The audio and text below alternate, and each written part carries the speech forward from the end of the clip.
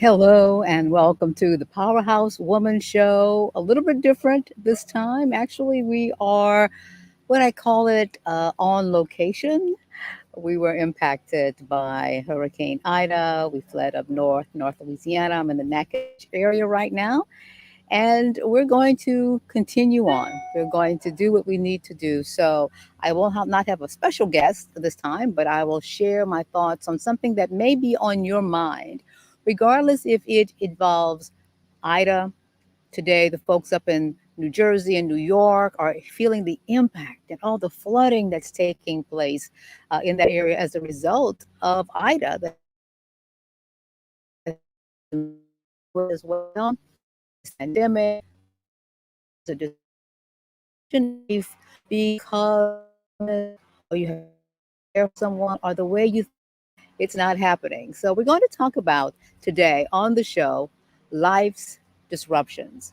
And the topic came about, I'm part of a year-long coaching program called The Incubator with the one and only fabulous Eleanor Beaton out of Nova Scotia, Canada. And we had a discussion on life's disruption. And I led the discussion, or at least threw the question out there. How do you handle life when it is disrupted?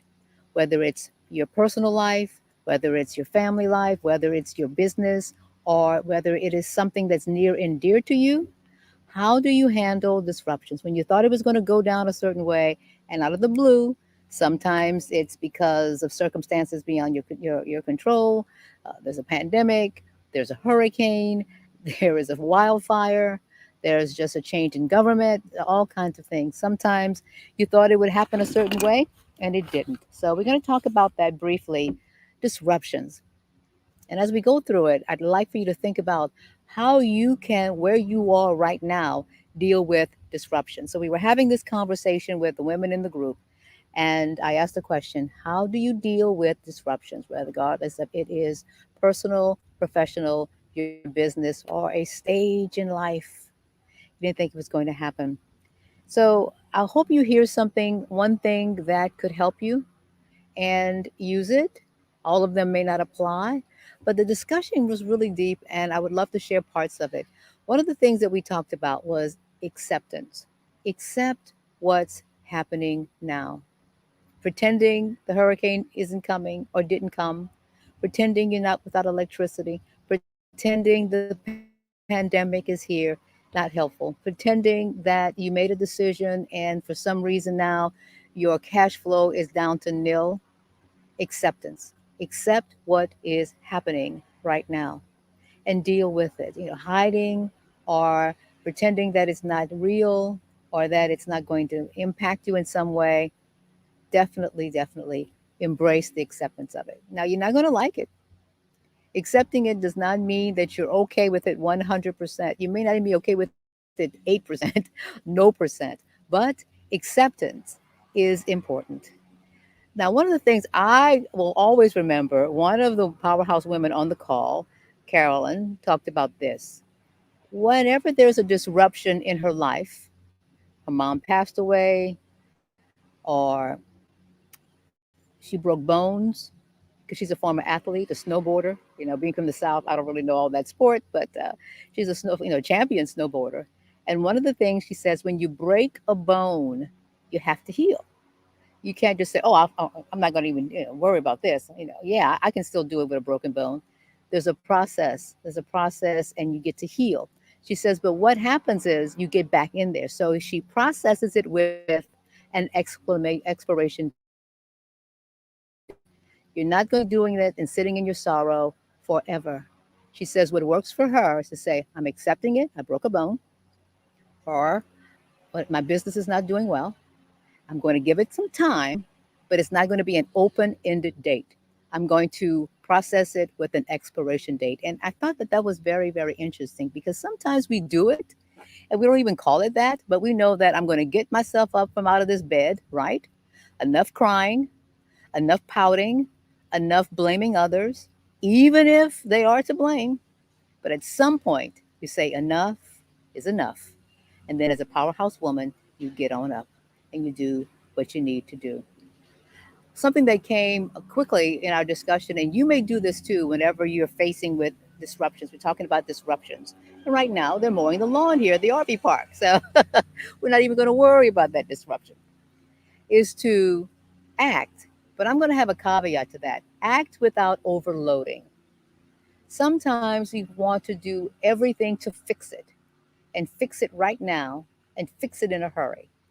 We're going to act when there is a disruption in our lives. But not everything will be figured out all at once. Not everything will be done and handled all at once. We're trying to get back to our area in the New Orleans area, and so many different parishes or counties have been impacted. We're not going to be able to stand ourselves up fully all at once, all at the beginning. It's going to be a step by step by step. Let's get some power, electricity. Let's get some water. Let's get some fuel, some gas, some food. Take care of those basic things. Then we're going to deal with the roof. So there's a process. So it's important, powerhouse women, not to overload trying to do everything that needs to be done all in one moment. Because again, it causes frustration and it really can't be done. Something else to keep in mind is to actually reach out to others as well. Are you reaching out to others? It is okay to share. I spoke with a neighbor who is third guessing. She's beyond second guessing. She decided to stay and she said, I should have left. Shouldn't is not helpful. Here's what happened. You made the decision. Now go on. And so as she was talking and processing, she eventually said, I'm sorry. I'm just dumping. I said, no, you're sharing. But sometimes powerhouse women, we think that, and others as well, we have to put everything on our shoulder and keep it all to ourselves. Sometimes it's good to get it out. Sometimes it's good to say it. Sometimes it's good to process it verbally. And sometimes when you share, the person you're sharing with, a trusted advocate or advisor, a coach, could see something maybe you're not seeing. Maybe that coach would say, you're trying to do too much right now. One thing at a time, one moment at a time, one thing at a time is okay. So it's important to make sure that you have someone you can talk to. I really believe in coaching, and I saw it yesterday when we did the coaching session and we talked about how to get through disruptions. And we all had something that we could share. So I'm hoping you're hearing something that you can use as well. And then finally, before we end, I'd like to include something that I know to be true. You may have experienced it as the giver or the receiver, and that is to be of service. Nothing gets you out of yourself and your head more than finding a way to be of service. And that can a myriad of ways. Maybe yes, maybe you were watching what happened in Southeast Louisiana and you saw all the misery and the suffering, and you can do something. Maybe you can write them a check, or maybe you can send some items down there. But sometimes it doesn't have to be all that directness. Sometimes it's praying, it's organizing, it's letting people know that I'm thinking about you. And as you go through the various phases, let me know what you need, but to be of service.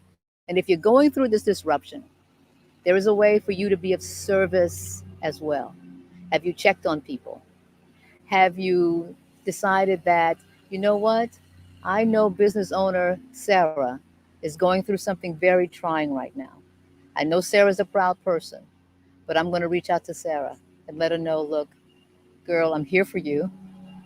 I can listen. I can listen. So find a way to be of service. So there's lots of life's disruptions, right?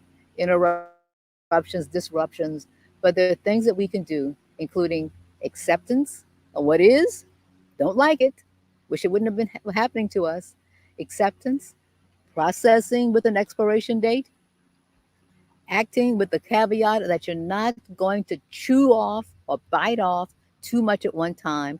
There's some things you can do today, tomorrow, next week, next month, next year, and then to really go at it in a systematic way where you're not just frustrating yourself and overloading yourself.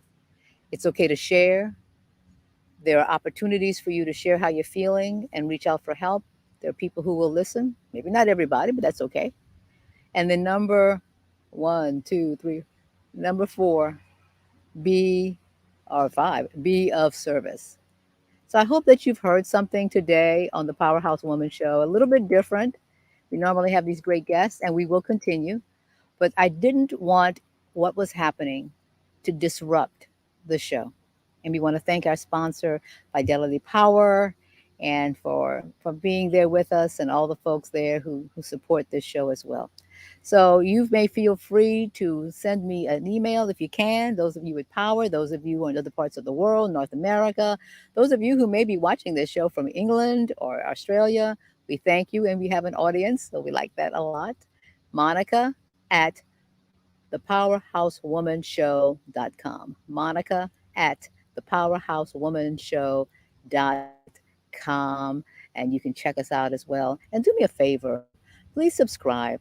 That way, information about this show gets out. And it's all about being there and being there for others, sharing advice, sharing experience, being vulnerable, being honest, and taking actions that lead you more to what you want, thinking thoughts that give you more of what you want. So thank you so much.